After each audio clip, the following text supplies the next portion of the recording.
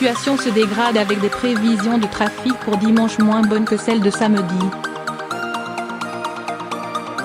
La SNCF appelle Orte, le gestionnaire du réseau électrique haute tension, à agir en urgence, pour trouver une solution avant jeudi.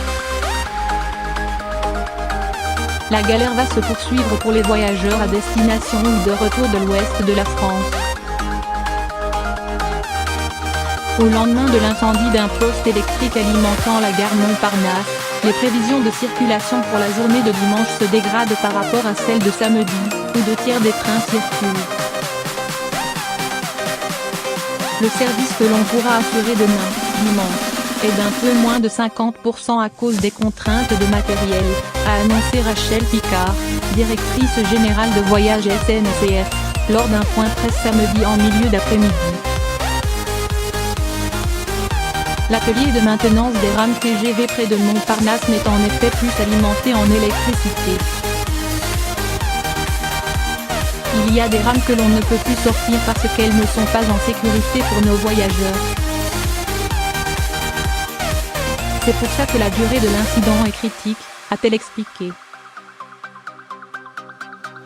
Si le départ des TGV vers la Bretagne et les Pays de la Loire reste à Montparnasse, ceux en provenance ou à destination du sud-ouest sont redirigés vers Paris-Austerlitz.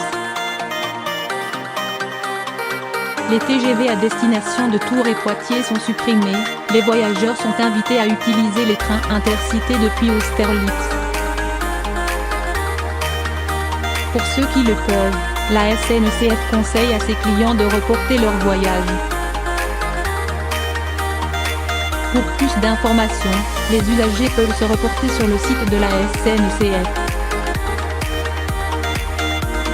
Retour à la normale prévu le 2 août. A annoncé en fin de matinée que la réalimentation en pleine puissance des voies de la gare parisienne sera effective jeudi 2 août. Le gestionnaire du réseau d'électricité a mis en avant l'ampleur des dégâts sur son poste électrique pour justifier les délais de remise en route.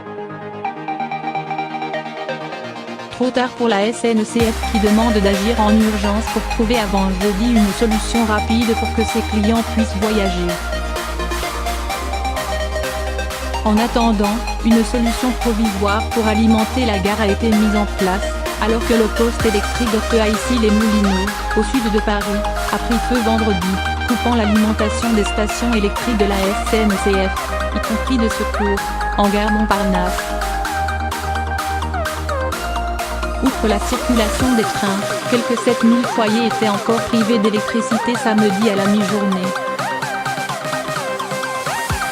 Le courant devrait être rétabli d'ici à la fin de journée, selon le distributeur de courant Enedis.